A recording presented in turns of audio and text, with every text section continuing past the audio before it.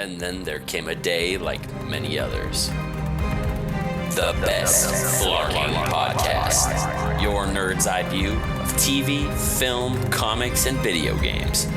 With you as always, your mother flarking hosts, Dunners and Reach. Fellas, show them who they're flarking with. Hello, all of you flarkers out there. It's that time again. It's the Best Flarking Podcast. I am one of the hosts, Dunners, and with me as always is, my better half, Reach. Reach, how the hell are you? I'm awesome. I know you're awesome. I know that's what I mean, though. It's just, that's it. Period. At the end that's the of only it, thing. Like, we're basically here at the Best Flarking Podcast. We're like the women's bantamweight champion of the world in the UFC. We're Holly Holm. We're no Ronda Rousey's. We're awesome all the time.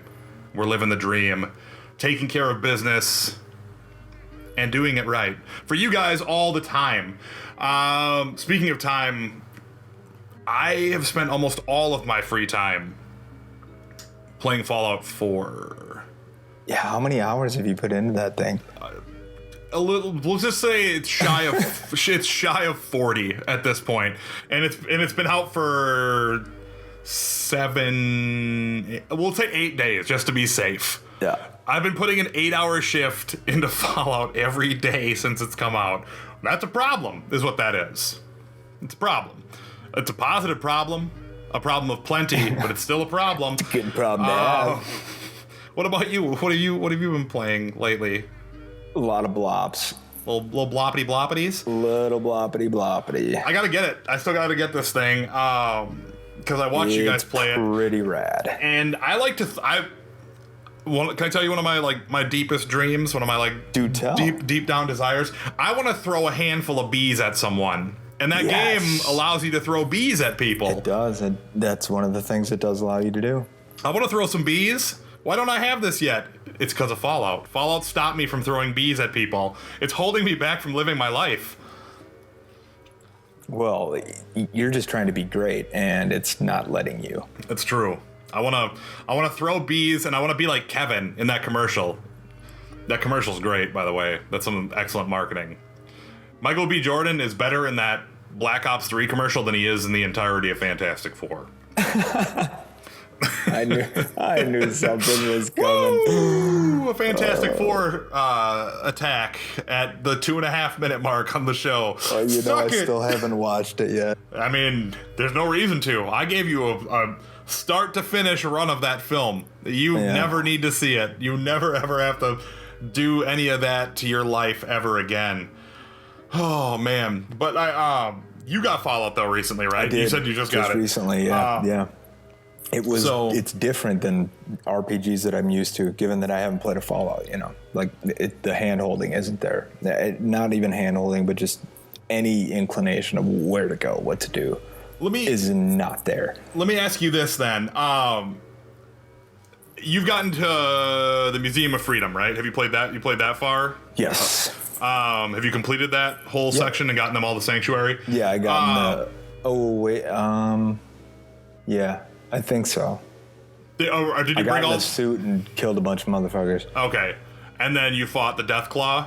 Yeah. Okay, so let me ask you this. As someone who has no idea what a Deathclaw is, did that just fucking blow your mind with how fucking terrifying they are? And those things just roam. They're just roaming the wasteland. They're you could be in the middle of a mission, one of those fuckers just pops up. So it really has been 200 years. Well, I mean, yes, it most certainly has, because this is the wasteland future. Wow. For you, that's gonna since you're new to the Fallout franchise, that's a big shock to you. But for me, as someone who's played all of them, it's just let's get past this. Pines. Yep. Except for not a nice city, just a blown out fucking destroyed world. These aren't the Wayward Pines, folks. These are the the people left behind with the abbeys. But yeah, no, the Deathclaw, that Deathclaw scene right when I first got it, I felt, as someone who likes Fallout a lot and played, I was like, fuck, we're getting power armor and fighting Deathclaws in under 10 minutes? This is, this is too much. This is too much too fast. But, then the game slows back down And it's like, oh, awesome. This is great. And then I've just been having a blast. I've been running around, maxing out my relationships with my companions so I can get their perks and then dump them like a bad habit and get the next companion so I can max out their relationship and get their perk. Because I don't know if you know that, Reg, but if you get your friendship level to a higher place with one of your companions, they get to a point where they idolize you and it unlocks a permanent perk for you. So like when you become really good friends with Strong, he's a character you meet later, you unlock a thing called Berserk, where you get like a 20% boost in damage with melee weapons. Permanently added to your abilities. I think that's what Berserk is. But yeah, there's all this amazing stuff, and for a first-time player, you're already in the game, but a tip: max out your strength, your charisma, and your intelligence right away. Yeah, no, good thing you mentioned that. That's exactly what I did. Yeah, charisma so you can talk to people and have the like speech options to persuade them. Strength so you can actually carry all the shit you have to find. Yep. And then intelligence because it boosts how fast you get levels. Yeah, intelligence was the first thing I upped. And so, but yeah, man, it's I think it's amazing. I think it's game of the year, but I say that because unlike many, I have not played 1 minute of The Witcher 3. I've been waiting because I have Witcher 1 and 2, and then I want to play Witcher 3. I want to play all three of them. So good. And everyone I talk to is like, yeah, Fallout 4 is great, and it'd be the game of the year if it didn't come out in the same year as Witcher 3. I've also even heard a few people say Assassin's Creed Syndicate is up there, and so is the new Tomb Raider. I heard that like all those games are like tip-top. Yeah, like, I have to get into Tomb Raider. Yeah, that's gonna sit on the shelf for a good while. I'll probably buy it during the Steam holiday sale. Yeah, but it's gonna sit in my queue. It's just gonna sit. There's so many things just sitting there. So many. Begging to be played, and I just am like, when I get to you. I know, I gotta get back into Hearthstone. I haven't even touched it. Brand new expansion came out. See? Brand new expansion, the League of Explorers. You see what happens? The League of Explorers is out. I also, you know what? I put in a bunch of hours into Fallout, but I forgot to say that I also have been playing a fair amount of Overwatch. And oh, sweet Jesus, is Overwatch awesome. So jelly. So. Hey, Siri. Yeah, no, she popped up when I said Overwatch instead of. Apparently, she wants to be part of Overwatch. And then it started going through all the things that I was saying. And I was like, oh, quickly, hit the button to get out of there before it reads back like, apple cart wobble, jerp, derp, bobble deep. Like, not even close to what I said. Great. Find that for me. So, but no, Overwatch is amazing. It's, need it, want it. As stress test this weekend. It's going to be free to everyone this weekend for 2 days. I don't have a PC, bro. Because a fool. Well, actually, I do. Thank you to our intro guy, Pete. Petey Pete, huh? I have a the Pete tower that needs a little reworking. The Pete B of the week is donating a tower. Yeah, I guess. Sure, whatever. I get fine. Fuck it, I don't care. Awesome, dude. A video card and a hard drive, and I think that's it. Well, dope. We need to get you in on the Steam world, and you can play like Don't Starve with Sarah and I, and yep. You can fuck around and play HOTS with Pete, and it's on the agenda. But yeah, man, Overwatch is lovely. It's basically, if you took Team Fortress 2 and Dota and you mix them together, that's what Overwatch is, and it's right. Because given that I'm the guy who's about to build a PC and haven't been playing any PCs, that's a great comparison for me to be able to compare and relate what the experience of those two PC games would be like to this PC game. Well, I'm assuming you know what Dota is. It's like one of the biggest games in the world. And then I'm assuming you know what Team Fortress 2 is, because that's also had a console release on the Xbox 360. Yeah, no, I am. So, yeah. You know what I also want to do? I want to go to GameStop and I want to buy a bunch of 360 games, because now that it's rolled out to everyone, I want to start. Only some though. Yeah, and only some of the Xbox 360 games, but like there are a bunch of games on the list. Or so do all discs work and only certain digitals work? No, how it works is like anything that clears the program is fine. You put the disc in, and it's going to download it. Oh. Because it can work the emulation code. There's nothing to download. Right, exactly. If it doesn't pass like the checksum of how they have it registered, then you don't get anything. But I downloaded Super Meat Boy and Shadow Complex because I was like, man, I didn't even finish Shadow Complex, and that game was awesome. You know, classic side-scrolling Metroidvania type thing. And I was like, man, I'm going to get that because I own that. And then there's like, you also own Castle Crash. I'm like, yeah, but you gave me a Super HD remake of that already. Get off my back. Got that one. And then Super Meat Boy, which is just, you know, Super Meat Boy is awesome because it's so difficult and just flat out cool. But I think that's super dope, especially going into the holiday season. And apparently Xbox One crushed everyone in sales in October. Yeah. So I guess they're on the upswing again. So that's good for them. Good for them. I could have sworn I owned a copy of Marvel vs. Capcom 3 on something, but it's nowhere to be found. Yeah, man, that Marvel vs. Capcom 3 is a lot of fun. So much fun. It's a fun game. The Ultimate Edition is even more fun. That's the one that added Taskmaster to the roster, right? Or is he in the main? Yep. Yeah, because I can't remember if he was in the extended one or the main roster one. But when they were like Taskmaster and Hawkeye and like Shuma Gorath and Jill Valentine, love to be that guy just yelling names with such enthusiasm. Shuma Gorath, Taskmaster, best job in the world. Rocket Raccoon, just like. All right, give me my $10,000. I said all the names. Chris Redfield. Magneto. Yeah, I could totally do that. I'd love that to be my job. But it's not. It's not my job. It's not my job.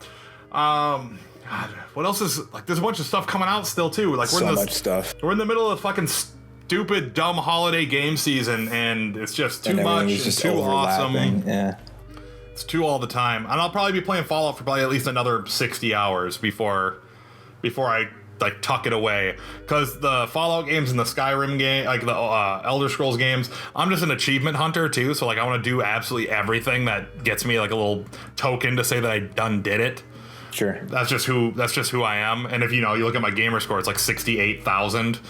Like there's a period of time where like I was playing trash games just to get gamer score.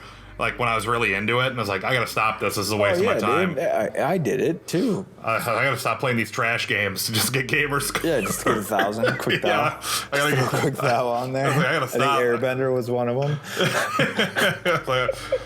Yeah, you get 100 gamer score achievement for every mission you complete, and there's 10 missions. I was like, that's great. I don't have to do any extra work. Awesome. I'll just sleepwalk through this game and get out of here. This will be great. This will be great. Oh man. But if you guys should let us know what you're playing, because chances are it's Fallout 4 and Black Ops and Star Wars. It's one of like 4 games. It's these 4. It's Halo 5, Battlefront, Black Ops 3, or Fallout 4. Yep. You know what? And I'll even go ahead and say Assassin's Creed and Tomb Raider are probably floating on the periphery. Yep. Like they're like floating out there, but they're not nearly as serious a contender as those 4 are. And how fucking crazy is that? Those all came out within the span of 6 weeks together. Yeah, like I've heard mixed things on Star Wars actually, which was my hesitation this past week because I was posed with the choice. Do I buy Star Wars Battlefront or do I buy Fallout 4? Well, you chose wisely. If you would have picked up Battlefront, you would have had what happened to whatever the German guy's name is in the last Indiana Jones. Well, not the last Indiana Jones anymore. The third Indiana Jones, when he drinks out of what he thinks is the Holy Grail, and then the fucking and then he melts. The Knights Templar would turn to me because that would be me because you'd be gone or whatever. Yeah. And you go, he chose poorly. I'm like, I told him to get Fallout 4.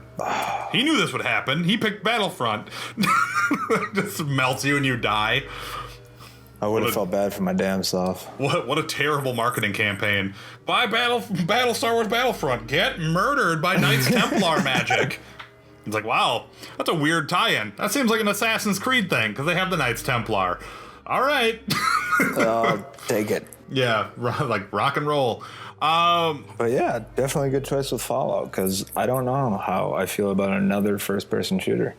Yeah, I mean, I like them a lot, but like then it gets to a point where like you play enough of like first-person shooter over a small period of time, you're like, all right, I'm just burned out on this. You know, it's like I can't deal with this. And that's what my hesitance with getting Black Ops is that's mine. Is like I'll get tired of it, but I like playing. Like I like the social interaction of playing with friends. But dude, one word, zombies. I gotta get in there, I think, because of the zombie mode. But the thing I always want to do is I always want to try and get people to play Gears of War with me, because I think Gears of War's Horde mode is better than Black Ops zombie mode. And you guys can go ahead and come at me and get all fired up, because I don't give a shit. But Gears of War Horde mode is the better, like, kill zombie mode. And then when they flipped it in Gears of War 3, when you could play Horde mode, but no longer are you just the humans, you could actually play, some people play human side of the Horde mode, and you play the grubs, when you play as the other side, and you get to like actually be the monsters that come out after them and try and like break through their defenses and stuff. It's like fucking genius. But that's also, all three of the Gears of War games are on the 360 backwards compatibility, or all four of them, because there's Gears of War Judgment. I have that now too, but my son, before he left to go back to Minnesota with his mom, he's really into like DVD cases. He likes to run around, carry them, and show them to you because he likes the pictures on them. He must have gotten a hold of my Gears of War Anniversary Edition disc and opened it, because I went to go put Gears of War in so I could download my 360 games. That case is empty. He's just chucked. That disc is just chucked somewhere in my house. And like, I'll find it when I pack all my shit up to move back to Minnesota. But like, I won't be playing it until then. Yeah. So I was like, oh shit, do I look for it or do I just go buy another one? Just like the true conundrum of the lazy man. I'm like, I don't want to fucking just search for this disc. I have no idea where it could be. Like trying to climb inside the brain of a 1-year-old child and figure out where I would throw this disc. It could be anywhere. Literally anywhere. It could be any place on this earth. Oh, I don't know. I just don't know, man. Sometimes I want to play Gears of War and it just isn't there. Thank God for Fallout. It's just missing. It's so good. But if, you know what I should do, since my disc is missing, I should hire Alias Investigations to find my disc. Hey. You see what I'm doing? See what I'm doing? See what I'm doing right there? That's what we call a transition, radio people. We do them here. We're pretty legit. We're pretty legit with how we do things. We're on the level. So Jessica Jones is Friday. She's the one who runs Alias Investigations. I'm so fucking excited right now for this, because this thing Jessica Jones is gonna stop me dead from playing Fallout for 2 days. Like, I'm just not even gonna touch it. I've literally been going through my head like, okay, I could take off Friday, but do I want to? Well, okay, I could start when I get home from work. No, that's not healthy. You know, just weighing the scenarios, like, okay, no, I'll just wake up early on Saturday and I'll go from like 10 a.m. to 10 p.m. There's only going to be like 13 episodes, an hour apiece. Let's do it. Yeah, just plow right through them and fucking knock that shit out. And, you know, Marvel's not doing Marvel and Netflix, because it's a team, they're a tag team, are not doing us any favors in making sure our anticipation is like any less. These fucking trailers and clips they keep coming out with are fucking stellar. They're awesome. Like, they're just so good that it just is mind-blowing. Like, the clips they've released of Kilgrave or about Kilgrave have already made him live in a world that, like, here are my top 3 Marvel villains in the cinematic universe. Loki is number 1. He's the best villain they've had thus far. The Kingpin from Daredevil. Ooh. And the Purple Man. Like, these 3 guys have already just kind of transcended the idea of villainy. And, like, they're not just like, I'm going to control the universe and I'm going to kill the Earth. And it's like, which is fine. You know, Ultron doesn't suck, and neither does Thanos, and neither does Ronan. Like, none of those guys are terrible. But like, the core of it though is like, I don't really like, their motivations aren't really all that dope. Yeah. You know, like Kingpin's is like, doesn't think he's a bad guy. you know? Like, yeah, and then he genuinely cares, just in a different kind of way. Exactly. And, you know, like Loki's is born out of thinking that his adopted father doesn't love him as much as his brother. You know, like he's more of a victim of circumstance than anything, and a misunderstanding of how Odin treats his boys. And Purple Man is just evil, like personified. It's not like he's power hungry or anything. He's just evil. Bro, I've never been so conflicted to see a character. It's like like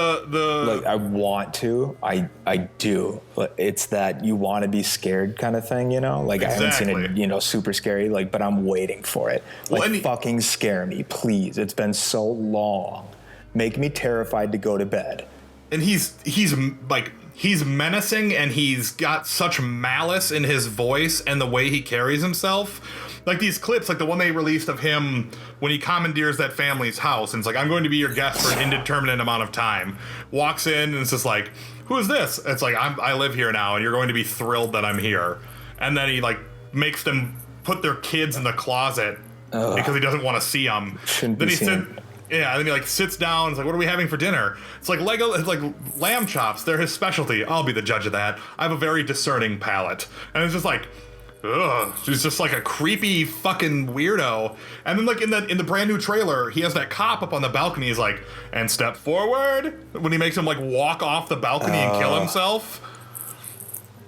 He's just like that guy's like up on the ledge and it's just like, walk forward and just kill the one. And on the other end of what I'm feeling is I don't want to see him. Yes. You know, we got the little tease today of Jessica and her friend on radio, and her sense of urgency because her friend is just throwing shots at Purple Man. Yeah, she's just poking the bear, you know? Oh my God. She's just poking him, and just like Jessica, out of the only emotion that could be conveyed there is fear and terror of what he could do, because she doesn't, like, Trish knows, because she's Jessica's like best friend, what happened to her, but she doesn't know that there's not like there's no resisting him once he gets in there. And at the same time, there's no depths to his depravity, though. Like he doesn't function like a human being because he doesn't have a moral compass, because people just do what he wants, you know? So he doesn't have to think about other people anymore, because that's just not who he is as a human being. Like, he's kind of, in his own words in the comics, he's transcended humanity. Like, he doesn't have to feel what it feels to be human, because it doesn't matter to him. Which makes him just frightening, you know what I mean? Like, there's just, everything about him is terrifying. And I kind of wish Thanos was that scary, but Thanos, I'm more excited to see Thanos, you know? Like, Thanos is like, oh, I can't wait to fucking see him. He's so awesome. Like, this is like, oh, God, this Purple Man is fucking terrifying. Like, what are we going to do with this character? He's a fucking lunatic, and he can do whatever he wants. And you're bringing up a good point, bro, as to, you know, some of what's wrong with the villains in some of the Marvel universe there. And Thanos, we have had no ramp up to Thanos, really. I mean, other than what the obvious is. Right. But I'm not, to your point exactly, I'm not excited. It's not exciting. It's not as exciting as this. You know, and I like the idea that Thanos is like the pup pulling the strings from the shadows, and I think that's really cool, and that speaks to who he is. And I think Guardians gave us obviously a lot to like build on with him, but I'm nervous a little bit because like I really like Thanos. Everyone really likes Thanos. I think he's super awesome, and he's a total badass. But it's just like, we don't have enough to go on, you know? Like, is he going to be one of these great Marvel villains, or is it going to be that I like him a lot the way I thought Ultron is super awesome, but in the end, ultimately, it's like, yeah, but he wasn't as good as Loki. Right. You know? That's what I mean, yeah. You know, and I think they really need to delve into that whole, like, he's doing this all for death, you know, and really focus on that storyline. And Guardians, and then what? We didn't get him for 2 movies other than grabbing a gauntlet. Oh, fine, I'll do it myself. It's like, okay, A, where the fuck did you get that gauntlet? Like, what the fuck changed in the game plan other than Ronan fucking up? Like, come on, man, what's going on? Well, you know, it's weird because it's like he wasn't willing to do it himself until after Loki and Ronan fucked up. Yeah. It's like, all right, fine. Both of you guys are fucking clowns. And like it would have been much better. Like I get like the brevity of it is nice to hear him be like, fine, I'll do it myself. Yes. But I would have much rather had something like shouldn't send boys to do a man's job, because like that's how he looks at all of the other Marvel villains in the universe, is they're all children to him. You know, it's just like, pfft, like, okay, because like that's, you know, he says as much to Ronan when he first sees him, and it's just like, I don't give a shit. You know, it's like, I don't give a shit about your fucking holy crusade. You're a fucking child to me. Just like you're crying about your toy being broken. Like I'll fucking kill you as much as look at you. And it's like I want more with that guy. And I think this is where the Netflix series are fucking crushing it though. Well, like, they are, and I think it's because a lot due to the PR work too. I mean, well, yeah, absolutely. They've come out with some awesome marketing campaigns. I mean, posters. The trailer and the teaser setup that they've been doing. 10-second teasers. I mean, things like this new Daredevil one that are just the smallest of teasers, and it's just a little animated piece, and it's 10 seconds long, but god damn it if it doesn't get me excited. Yeah, it's amazing. Like I watching Daredevil the first time, like I empathized with the Kingpin, because it's like, yep, your dad was really shitty to you, and it kind of fractured you and kind of turned you into who you were. But like at the core of it, I think you're a good person. And then eventually he realizes that no, he's not a good person, and that he's actually like an agent of malice. And I was like, oh wow, this is actually a really great character development for him. And you know, same thing with like Loki, where like Loki's arc through Thor, Avengers, and Thor 2 is awesome. And you've said it many times. It's like that's an amazing like arc for Loki's character. It's so good. Even if Thor: The Dark World isn't as good as the other Marvel Phase 2s. Just watching it for a Loki movie. It's great just for the Loki moments, and he even gets the come up at the end. Like he supplants Odin. Like, that's what I'm saying, man. That like, finish to the Loki trilogy, it's fucking awesome. You know, it's like he gets the come up like it's he won. He ended up beating everyone. And he did it by failing to the top. Yep. You get to start out as the brother. I mean, all the way from the beginning as the brother who didn't get it, and then he got it. Oh, he got it. He got all of it. And all it took was him getting super pissed by them killing his mom. It's boys love their mamas, man. You know, they gotta get in there and save some lives. But to go back to Jessica Jones, like the second trailer is filled with a bunch of just great gems, and just the like the day is like the way the song even sets up with like daylight is my enemy and like all that stuff, and like wow, it's like I just saw you throw a 260-pound man across the bar with one arm. Adrenaline kicked in, and like Luke just like it's like I know, dude, I have fucking superpowers too. Yeah. Just like, and I love that it's to go even into that other clip that you were talking about on the radio show, like it's so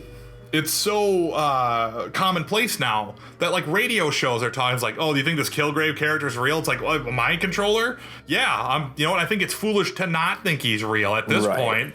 And it's like, that's really cool to have like a moment where it's like, oh yeah, of course it's foolish to not think people with superpowers are around after we've had 10 years of a Marvel Cinematic Universe where Iron Man and Cap are flying around and Thor's shooting lightning, and the Chitauri have come to Earth, and the fucking Malekith and the Dark Elves have set foot on Earth, and countries falling out of the sky. Sokovia being lifted out of the earth by a genocidal robot. Or cities, I mean, yeah. You know, like all of this like really like amazing stuff happening. It's just like, I think it's foolish to not believe her right out of the gate. So I think that's really pretty amazing. I also think it's cool that I can't remember what Trinity, her character in this is. Oh yeah. But Hogarth. She's the female version of Hogarth. I like that she doesn't believe her own client. Like I think it was like, my client had a psychotic break. That's what happened. She's trying to get the insanity card so she doesn't go to prison. You know, she's trying to like get her out of going to jail. And then I love it's like, that's like like a triple shot of whiskey. It's like, that's a a lot of alcohol for a 100-pound woman. I don't get asked out on a lot of second dates. Just like, it was like, oh my God, it's like you're a hard drinking mess of a woman, and then it's just them having sex. It's just like, yeah, that's pretty much a perfect example of, if you want to explain episode. it in one word there, or one sentence. So like, I can't express enough how excited I am. I think this villain is going to really drive the series. I think David Tennant is super talented. Of course, I mean, obviously, I'm a huge Doctor Who. I'm a huge Doctor Who fan, and like, you know, all of us Whovians tend to like give more credence to the actors who play the Doctor than most people should probably give them. But he was also fucking awesome in the remake of Fright Night, which, if people haven't seen the remake of Fright Night, check it out. It's one of the few horror remakes that actually honor and stay in the confines of the original. It's fucking sweet. And then on top of that, he was great as Barty Crouch Jr. with this little weird tongue flicking thing that he did in Harry Potter. Harry Potter. And then he's dope in this. You know, so like, I think he's gonna run away with this, and I hope David Tennant gets to come back as something else later in the greater universe, because I feel like Kilgrave would be a great villain for Spider-Man to face off against. I think it's gonna be fucking dope when Wilson Fisk faces off against Spider-Man in the movies. Like, these things are gonna be so beautiful, and oh man, it's just super exciting. Or like the fact that Purple Man hates Daredevil, like that's gonna happen. Has to. Like, all these things. These trailers and these clips and stuff for Jessica Jones have just got me so amped up that Friday literally cannot get here fast enough. I just like checking the watch. Still the 8. We got still like 36 hours. Something like that. Yeah. It's, I mean, I guess 24. What? No. 29 hours. Yeah. 29-ish hours from right now. 27. 27-ish hours from right now. And then we're on to it, and we're into Marvel's next big thing. Before Marvel's. I mean, dude, did you turn on Netflix on? Dude, I'm not Xbox? trying to even look at that cool poster animation. I'm not trying. I'm not even trying, dude. I don't want to see it. I don't want to look at it. Like, I've reached critical mass, dude. I can't. That's what I did. I turned it on. I freaked out. I can't even see it anymore because I saw your thing on Instagram, and then I instantly, when I opened up Netflix last night to watch something, I was like, quickly scroll down before it starts playing the fucking trailer. I can't take it anymore. You got me hook, line, and sinker. Pellegrino on the Sandlot with Wendy Peppercorn. Dude. I'm fucking Squints Palladorus right now, and I can't. I'm just like, I'm taking my glasses off and I'm diving into the deep end. I'm willing to drown myself to get my Wendy Peppercorn situation on. I'm gonna get banned from the pool forever that day. Is basically what's going on. Oh my goodness. And those are all Sandlot references. You all should see Sandlot. You should know that. This is a disclaimer, because I'm assuming some people have not seen Sandlot. It's a thing that has happened in my past experiences with humans before. And I'm assuming it will happen again, that somebody will not have seen Sandlot, which makes me very sad. It makes me depressed in a way. I mean, everybody needs to see Sandlot. Great Bambino. Oh. Some woman signed this baseball. Her name was Baby Ruthie. Babe Ruth. Like, that moment when they all like fucking freak out, and then Scotty just like kids. And Scotty just goes like, when he figures it out, he just just starts like, oh my god, give him some air, we gotta give him some air. Dude, you fucking laced a piece of history into that other yard. I think we greatly underestimated the beast. Oh yeah, with the vacuum? They're all covered in dirt. Oh my god. Fucking, so good. Alright, PSA time. If you are a listener of this show and you have not seen The Sandlot, get on that shit. It's like 25 years old. Like, you have missed the boat a lot. If you haven't seen The Sandlot. So good. Fucking, it's a great film. It's a great movie. What's shaping up to be a great film from shit that's been released? Doctor Strange? Does it sound good to you, or does it sound like, that sounds like... It sounds pretty fucking great to me. Woo! You know, the story details do not sound as tight to me. They sound a lot like Doctor Strange. Story details. Like, it sounds it sounds like it's gonna be great. It's gonna be a great movie. It doesn't sound like something I give a shit about reading about as much, because it's just like, Right.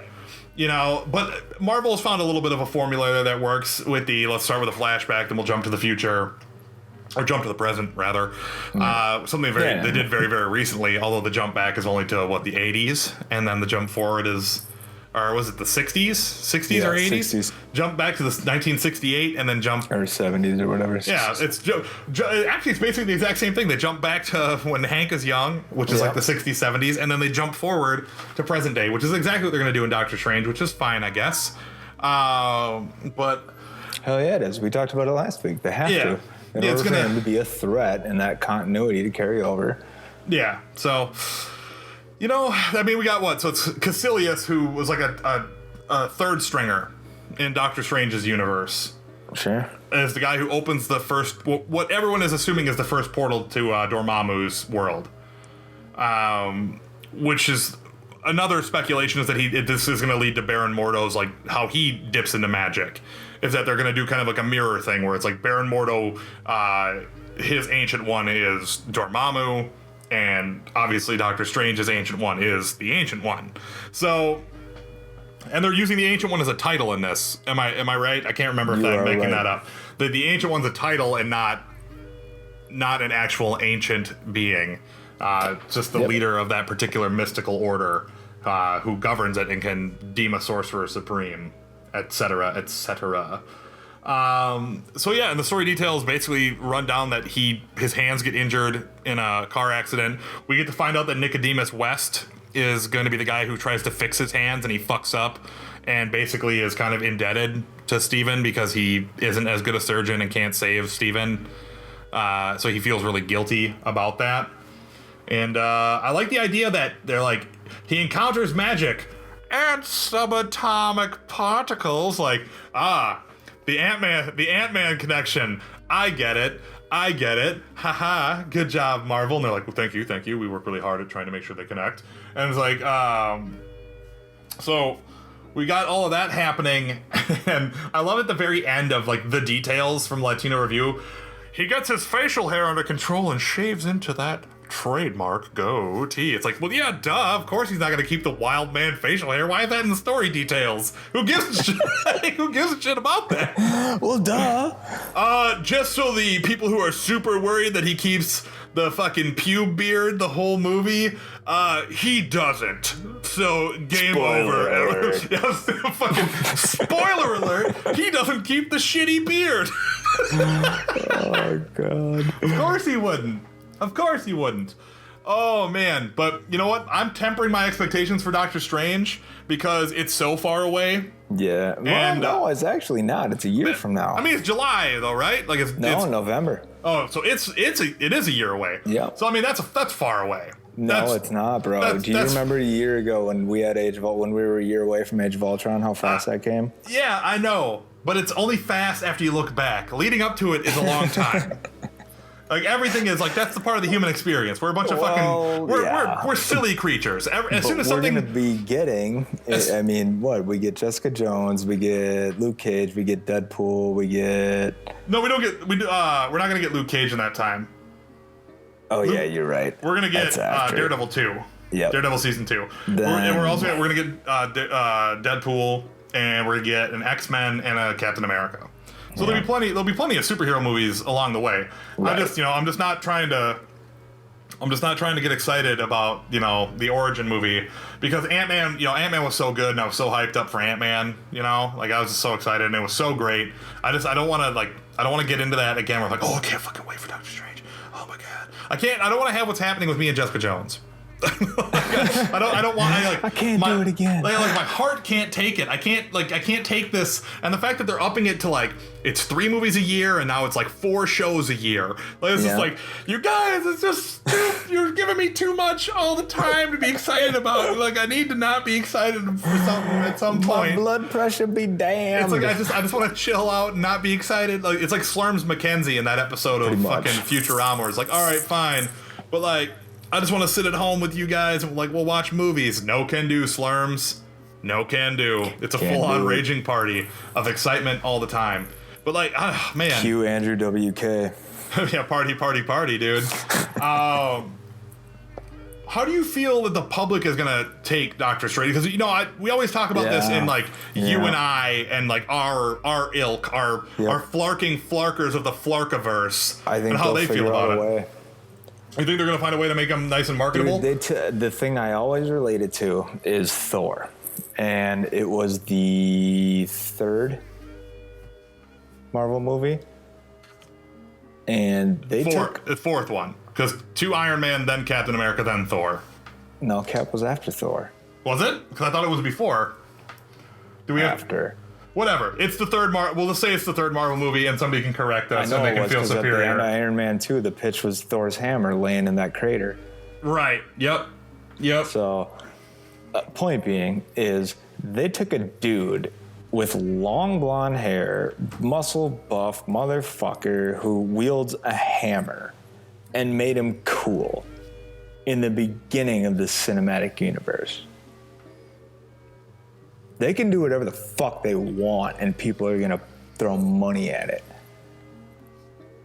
It's a valid point. It's very valid. Think of Thor, though. I'm just saying, go back and look at 60s Thor, look at, you know what I mean? Like, look at Thor in the entirety of his character and say, could you introduce this character after Iron Man in a cinematic universe of what you already know built today with Cap, Guardians, etc.? Could you do that? Yeah, you're absolutely right. You know what? I'm on board. I think they'll find a way to make him nice and marketable. And you know what? Mine is not even going to go to Thor. Mine's going to go to Ant-Man. Ant-Man made $500 million at the box office, worldwide. Not just because the U.S. it was a quiet success. Yeah. Worldwide it was a big success. Yep. And I feel like Ant-Man doesn't market well either. Sure. And he most certainly crushed the game when it comes down to making money. Yeah, they did. It's one of the reasons we're getting 3 films a year. And the fact that Ant-Man did so well that they shuffled Captain Marvel back a little bit just so they can shoved her back and shoved Black Panther forward so we could get a third Ant-Man or a second Ant-Man in there onto the schedule, which leads me to believe that he due to that like big boost around the world that they're going to go ahead and try and push Scott Lang as like the Tony Stark replacement for when Robert Downey Jr. finally calls it quits. Yeah, it's not too far-fetched. So that's pretty radical. Yeah, it is. Conversely, so what say you? In fucking dumb Foxland, which is they're gonna the Fox fuckers over there. Dirty Fox fuckers, I believe laugh at our own in jokes because that makes you look good. So Deadpool and the X-Men are going to be connected, which we kind of some way we had speculated. But I mean, who cares how? Because they basically just have told us that we don't have to care about anything in the X-Men's history. We only have to care about the stuff in X-Men Apocalypse and First Class and Days of Future Past. Right. So like we only have to care about those 3 movies thus far. And everything else, clearly didn't happen, which is great. That means Wolverine never got his adamantium claws cut off by a stupid Robo Samurai. Fuck that Wolverine movie is so garbage. So awful, just awful. It's so awful. Both those Wolverine movies are fucking awful. Fourth most popular character in the world. Fucking shittiest movies ever made for superheroes. Just kidding. Fantastic Four. But so it's like there's like, well, somehow they're gonna connect, but all those things happened and they'll make offhanded references to it, like Deadpool's gonna be like, yeah, this is crazy, like the time Apocalypse attacked in the 80s. Shit. Who knows? It's and coming from Simon Kinberg though, it's the same fucking guy who said, half a year ago they weren't gonna tie in. Back to the old trying to do the bait, and it's not Khan. His name is not Khan. He's not Blofeld. He's not They Khan. don't tie in. These universes will not tie in. They're separate. These are not the droids you're looking for. But they were the droids we were looking for. Did you ever see that Robot Chicken beat or whatever? And it's just like, these are not the droids you're looking for. Oh, these aren't the droids we're looking for. And then it shows him at home eating dinner, and he like puts his dinner down. He's like, hey, those were the droids I was looking for. After it wears off. Just an epiphany. That's great. He's just like, it wears off, and he's like, oh shit, those were the guys I was looking for. Damn it. Oh, what the hell, man? Son of a bitch. What the shit? What the shit, man? Yeah. Speaking of what the shit. What are you talking about? What are you talking Ridley about? And his dude, what? I mean, so, just to get everybody up to speed here. I mean, how many episodes ago do you think it was we were talking about Alien Paradise Lost? Well, I mean, how many episodes before that one even were we talking about Promethalians? Yeah. Oh, there you go. Yeah, sure. So now it's to give everyone now he just wants it. It's fuck Neil Blomkamp. It's I'm trying, and this is his own quote. I'm trying to keep this for myself. I let the other one get away from me. I shouldn't have. I'm trying to resurrect the beast and let it off the hook for a while because I'm coming back into the back end of Alien 1. I'm gradually getting into Alien 1. It's like, what? Dude, didn't you fucking co-sign Blomkamp's Alien 5? I mean, I think it's kind of shitty because I think Blomkamp should get the shot to do his movie too. And if Blomkamp's takes place after Alien 3, like it supposedly does, or like in between Aliens and Alien 3, right? Because it's supposed to be after Resurrection, I thought. Well, but then how does what's his face live then? How does Sean Bean's character live? I mean, I'm not gonna speculate because there's no answer to like. Nick, please tell me, give me the story details for how Sean Bean's character lives in this theoretical alien movie that apparently isn't happening anymore. God. Well, yeah. So now we get the news this week. It's going to be titled Alien Covenant. So what are we gonna call it now? Because we were calling it Promethalians Lost Paradise. I don't even know what to call it anymore. Promethalion. Promethalion Lost Covenant of the Lost Paradise. Promethalion Covenant of the Lost Paradise. All right. Is what we're calling it now. Unless somebody comes up with something better. Yeah. If you can write a really cool like anagram and like mix up all the words together, make one of those really neat J.J. Abrams things that he likes to do where he fucks with everyone and it's like, his name is Dr. Marvin Candleberg. And it's like, and then it's like, Man of Fire. Oh, he was the guy who ran the flame bunker on the island and Lost. And it's like, Jesus Christ, people are going crazy outside of this with anagrams. So if you can come up with a really sweet anagram for if you're using the words Prometheus, Alien, Covenant, Lost, and Paradise, and you want to like let us know about it, we will refer to it as that all the way through its release and whatever going forward. But dude, the kicker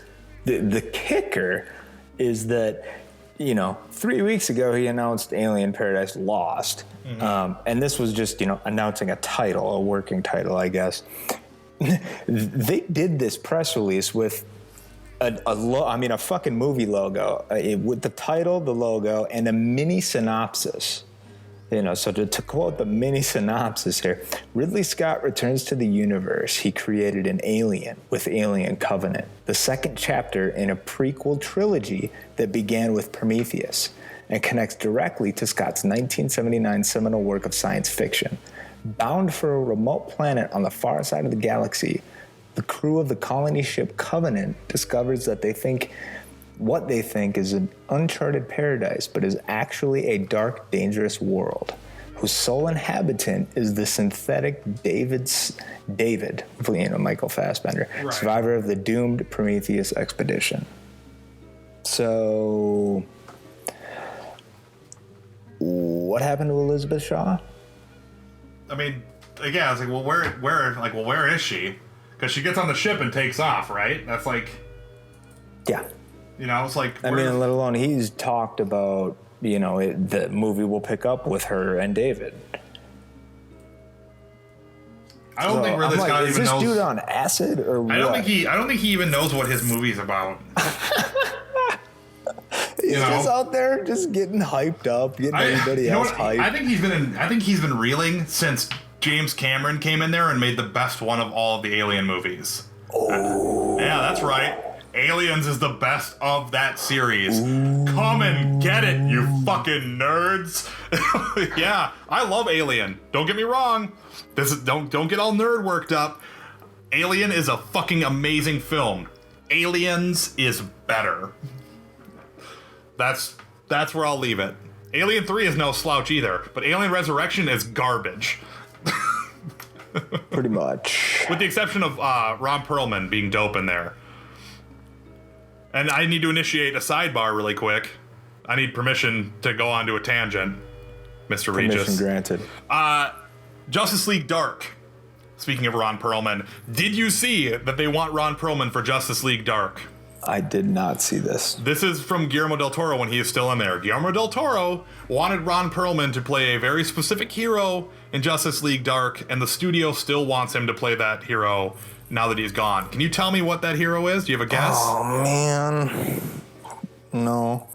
They want him to be Swamp Thing.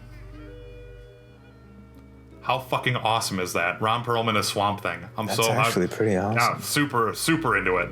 So into it, I can't even tell you how into it I am. Fucking Swamp Thing, Ron Perlman, let's do it. I say go for it. But that's it for the sidebar. That's, cut and dry there. We'll initiate sidebars whenever we need to go on tangents, because they happen all the time on this show, and that's why you guys like listening to us, because we get off message so fast. And back to it. How do you feel about, let's say we'll make a movie, okay? You and I are like workshopping a movie right now. Okay. We take the elements of a movie like, say, Ant-Man, like a heist movie, like a superhero heist movie. You like that idea? Movies? All right. So then them. we take like the sexiness of like a Magic Mike, and we add that to it, like it's a sexy heist movie, like where people are dancing around, swinging their dongs around, but they're also stealing stuff. Sure. And like Channing Tatum's in it, like he's in it, and like he's like, hey, I throw the cards, So like that's how they're selling Gambit right now. You're talking about the sexy heist thriller. It's a sexy heist. It's a sexy heist thriller. Gambit. Three fucking genres, or adjectives now. Yeah. I mean, what? Gambit will be a sexy heist thriller. I would like to just thinking about that. Like, going to be on HBO. It's Cinemax. It's a Cinemax thing. Oh, it's a Cinemax thing. It's a Cinemax thing. Marvel would be on late night HBO because they're classier and better. Yeah, classier and better. Cinemax would have like Beach Party Whores 2. That's what basically sexy crime heist thriller is. When I think of just saying those words, and the more that you and I keep saying them on this podcast, I'm thinking of a way to remake the music video thriller, but make it sexier and make it about stealing something, because then it's sexy heist thriller. Maybe make the zombies a little hotter, make it like zombie Mike Jackson is like stealing his zipper jacket. And then it's still thriller. So maybe do something like that. That sounds better than doing the Gambit movie like that. But dude, on a more technical note, correct me if I'm wrong here, but Gambit is a fucking thief. Yeah, he's a thief. He doesn't plan shit like heists involve. Well, I mean, he doesn't plan them, but he's part of the Guild of Thieves, which they do operate in groups. But are those really defined as heists? Sure. I'm trying to help them for the sake of being on the podcast. Because it sounds like the movie, because I can't remember what the actress's name is, but she's, was it Belladonna Devereaux, the girl who goes on to lead the Guild of the Assassins? Yeah. In that very famous... I'm not sure. Episode of X-Men, the animated series that everyone loves, where they bring the golden tithes to the ghost who gives them all powers, or whatever, because that's how they explained it in the cartoon. That's how Gambit got his powers. They told me. But so I'm assuming that it's gonna be like, oh yeah, the Guild of Thieves needs to perform a heist against the Guild of Assassins or something to steal something important. Who cares? like any of the Fox movies are so like I just don't care. Yeah, except like, for Deadpool. I'm still gonna go see them. Yeah, no, Deadpool. I guess I'm actually in on, but like I don't care at all. But I'll still be there to see your movie. But I just, dude, you got to be super in on Deadpool. Oh, I'm all in. Like all my chips. Yeah. Like all my chips are in on Deadpool. It looks great. But Deadpool feels like an anomaly though. Like a Deadpool feels like it absolutely. Well, you're getting a rarity in Ryan Reynolds. I mean, he fucking is Wade Wilson. Right. It's the same way that we such a obsession with that character to bring him to life. You know, I mean, he is. That's why I say he is. I mean, it doesn't even. It's like Ant-Man there. Paul Rudd playing Paul Rudd. Yeah, or, you know, RDJ being Tony Stark. Yeah, exactly. You know, so we got all this amazing. There you go. This amazing extra stoof. Chris Hemsworth being Thor. and oddly enough, Chris Evans being Captain America. All these guys are the perfect embodiments. Like, they have a great casting agent who picks out who should be these heroes. So where are you on my Captain Marvel role, bro? Come on. Oh man, well, I mean, the thing though is with Captain Marvel though, everyone wants to be her, so they're gonna have to audition everybody, you know. So you know they're gonna hire you for sure, but they gotta audition everybody. Yeah. Then the people will know that the embodiment of Captain Marvel is Nick Regis. Initiating another tangent here, because this is about a reference to Gambit. In the new issue of Ant-Man, which is phenomenal, there are all sorts of like funny little blips and blurbs that reference other amazing Marvel comics and things that have happened. But in this new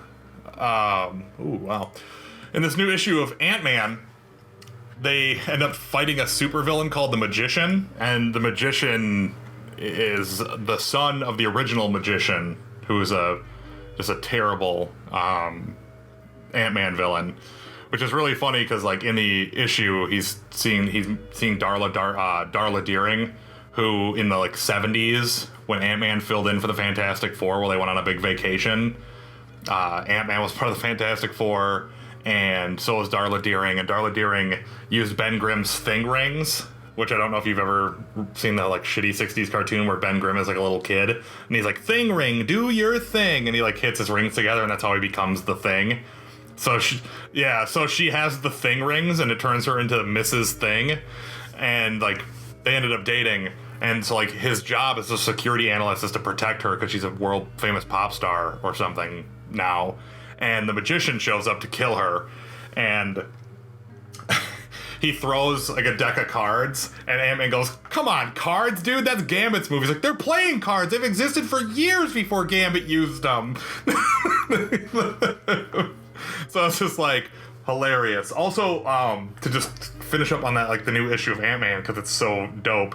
Ant-Man's whole thing now is, you know, he runs a security agency he has Machine Smith and Grizzly. Man, like the grizzly bear man dude, like it's just named Grizzly. Like he used these shitty sea-level villains to work for him as security agents and are good guys. And there's a new app that supervillains can use called Hench, which like clever. Whirlwind and the Wrecking Crew and all those guys join this basically. Just gonna say the Wrecking Crew has to be on there. They join Tinder. It's totally their app. It's Tinder for henchmen. And people use this app to send supervillains into like freelance gigs. It's fucking awesome.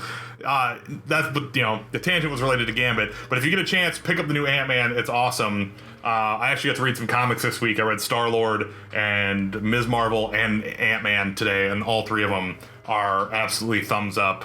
And the Star-Lord and Ms. Marvel are number ones. So if you're looking to get into the new Marvel Universe, which like Nick isn't because he's waiting on Secret Wars to get done. That doesn't mean I'm not buying them. Ooh. Then get in there. Also, you know, Nick, did you see your little Sorry comic from Jonathan Hickman? Oh man, I was gonna bring that up and then I forgot about it, and then you reminded me of it, and I was a teardrop. His hey, I'm sorry that I got behind. I'm sorry. So well, that's his goodbye. Yeah. Though, too. He will know he's not gonna do anything under Marvel ever again. Well, I mean, Secret Wars is tough for him. So. Well, fuck, man. He was writing Avengers, New Avengers, Manhattan Projects, East of West, working on 2 other side projects, and coming up with what was going to happen in Secret Wars. I mean, can you imagine? It's too much bread, too little butter. That's basically what that is, Just too much bread and too little butter. But all have still been amazing. So what does that speak to once he's able to remove one and make the others just that much more? I mean, Right. That makes total sense. Wow. To loop back around, though, to our Netflix friends, how do you feel about that little Dapper Dan-looking Luke Cage photo? Why is he so dapper? What is he doing? Why? Where is he going? I told you that man is Luke Cage. He really is getting his Luke Cage on all the time, doing it right. I love it. I don't know what it's for, but I love it. Yeah, I'm into it. Whatever, that's fine. Mike Coulter's doing that. Super great. Also, super fucking great.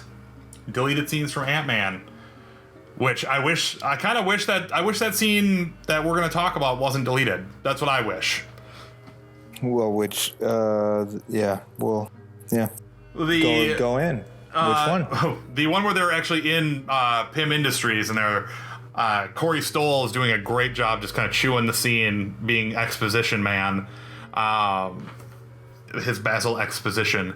He's explaining, like, look what we could do with this, and like they're all the shipping containers, and it's like, or we could totally grow eyes or something from our bio department. It's like, or put this landfill. We could put hundreds of landfills in this room, but the kicker is this room is the size of a thimble. It's just like, wow, that's actually pretty awesome. The idea of shrink all this shit down into a room and then shrink the room down even smaller. It's like, we could infinitely have everything taken care of forever. But then he does the whole pageantry, and the camera rotates, and one of the buyers who are interested in all of this stuff, what's he got on his neck, Nick? What is that? He's got a 10 rings tattoo. Got a fucking 10 rings tattoo. Plain as day. Right there, letting us know even further that the Mandarin's out there, and he's fucking real, and he's waiting. Which is kind of spooky when you think about it. He's just waiting out there for something to happen. I'm just trying to figure out now if it's an inside joke that none of us are in on. It would be kind of funny. Or if it's really happening. I mean, but they made a whole short film with But dude, we gotten a one-shot since. That's my only thing. Yeah, but I mean, one shot out of phase 2? Yeah, but I think the thing is that they're just so busy making the actual movies. Because we caused an uproar? Yeah, I mean, but at the same time, though, I honestly believe if there was no uproar, we wouldn't have had a one-shot in phase 2 at all. I think you're absolutely right, but that doesn't change the fact that it is canon. True. Those things happened. The Mandarin is real. Whether or not we see him, that's to be, debated. What if it really was Ben Kingsley and he just played the old, hey, I'm an idiot? It would be dope, but then it would make the whole thing with Scoot McNairy kind of odd and doesn't make any sense, because Scoot McNairy claims to know him and work for him, And they're bringing Ben Kingsley over there to kill him, is what I gathered from that. But if he could take many forms. True. Very true. I hope it's Ben Kingsley. That'd be great to come back around and make him the full-on real deal Mandarin. Be fucking super duper party pooper, I guess. But one thing remains true. And what's that? We need more Justin Hammer. Oh my god. And you ain't wrong. You're not wrong. You're absolutely right. We need a Justin Hammer, like, out of jail, super pissed at Tony, serious Justin Hammer movie. And I don't care if it's with RDJ as Iron Man or the replacement Iron Man, but Iron Man can't go away. Nope. I mean, fuck, if they're gonna take a break from Iron Man, give us some War Machine movies. I'm with that. So, I'm totally down with all that stuff. Couple of quick hits before we let you guys get back to your Fallout 4s. There's also, going back to that new issue of Ant-Man, there's like a funny little... There's tons of funny blurbs, so I can't express enough that you guys should be reading this. But that really kind of stands true for, I mean, a lot of the number ones that from what I've heard. There's a lot of humor in this new Marvel lineup. There's lots of like trying to draw people in and less dark and dreary, which is kind of, you know, what Secret Wars has been. I think they're trying to turn the corner a little bit. But there's like a really funny moment of like Ant-Man's guys, Machine Smith and Grizzly, talking about meeting with these people from Hench to do henchman jobs. And they're like, we work for Scott though. And he's like, look, this is Scott, you know, as much as I like to not get paid a ton of money, I'm like used to a Bond villain lifestyle. So like, I need some extra money so we can kind of live it up. And he's just like, Grizzly is kind of like, dude, we can't, like, we have jobs though. Like, that's like, these guys tried to kill Scott. We can't like work for the guys who tried to kill Scott when we're trying to be good guys.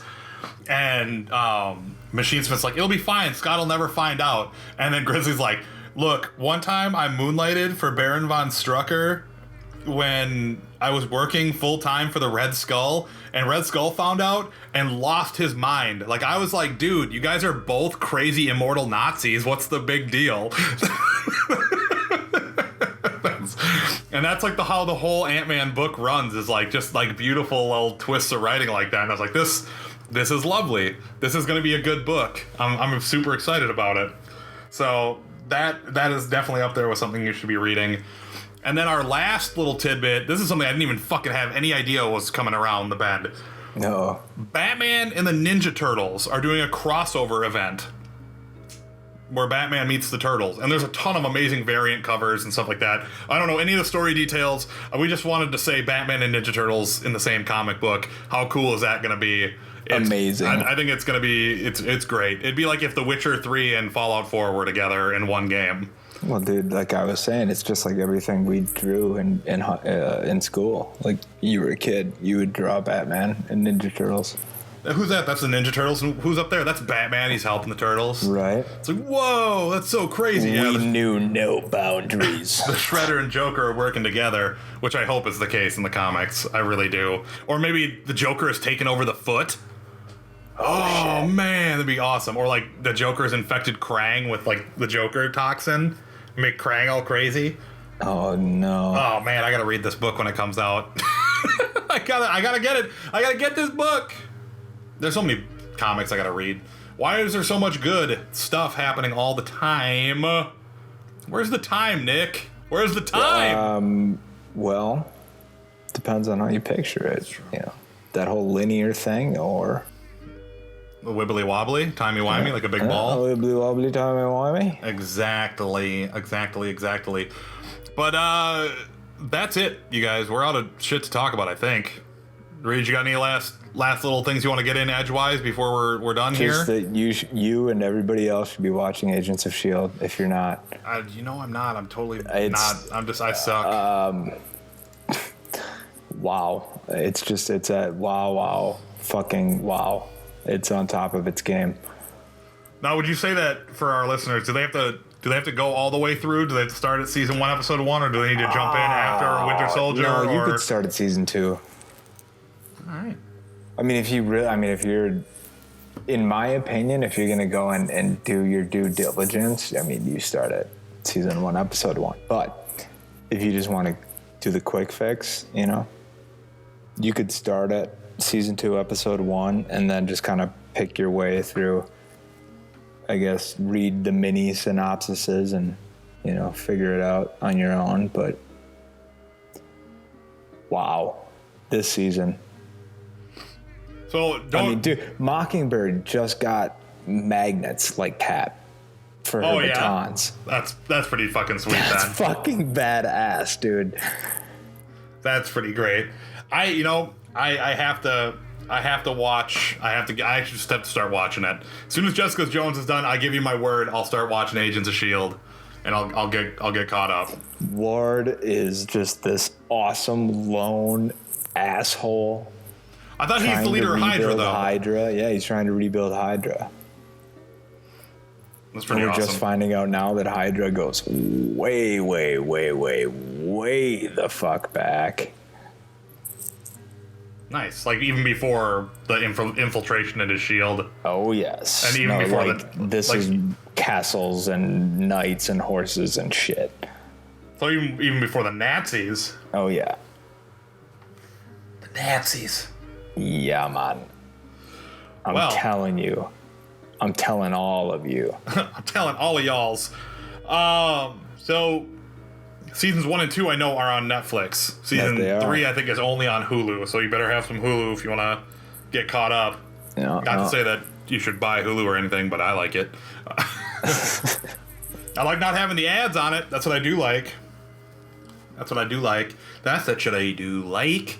And you know what? If you like our shit that we do here, if we're that shit you do like, so grammatically incorrect, you should give us some subscription love and some comment love. Go on our SoundCloud page and hit our follow button. And we thank you to all the new followers and the new likes on Facebook and the new followers on Twitter. Those places being, of course, SoundCloud, we are the Best Flarking Podcast. On Facebook, we're Best Flarking Podcast, On Twitter, we are at Mother Flarker. On Instagram, we are the Best Flarking Podcast. On Vine, we are also at Mother Flarker. And I am at Adam J. Dunn on the Twitter, and you can pretty much find me everywhere else like that. And what about you, Reg? At Nick Regis, NICREGIS. Nailed it. So those are all the places you can find us. If you listen to us on iTunes or Stitcher, we please go in there and give us a rating and a review. Like, that stuff does wonders for us in getting like reach out there and, you know, potentially getting this thing to expand even further. We're super happy being your guys' hip little indie podcast, but we totally want to sell out. So yeah, because if you love us, that means somebody else loves us. Yeah, man. And they just don't know it yet. Help us perform the Best Flarking Podcast pyramid scheme like we want to do. You know, we talk about it. You know, you tell two friends and they tell two friends, and then you get upgraded. We're working on the flow chart still, but you know, you earn XP. You can level up. But yeah, we appreciate all of you guys very, very much. We hope you like the show so far, because there's more to come and more awesomeness. And hey, just in case, like anybody, just on the off chance that out of this country anybody listens, shout out to France. We love you guys and everybody who was kind of had to deal with the world things. I know Beirut and somewhere else, but shout out to any international listeners. Nice. I was totally going to just be all self-absorbed and forgot all about being able to give that a shout out. So I'm very happy that you hit the shout out for that. So that makes me very happy. So yeah, thank you guys so much for listening. We will see you guys next week. Now get the flark out of my house. Yeah. The Best Flarking Podcast.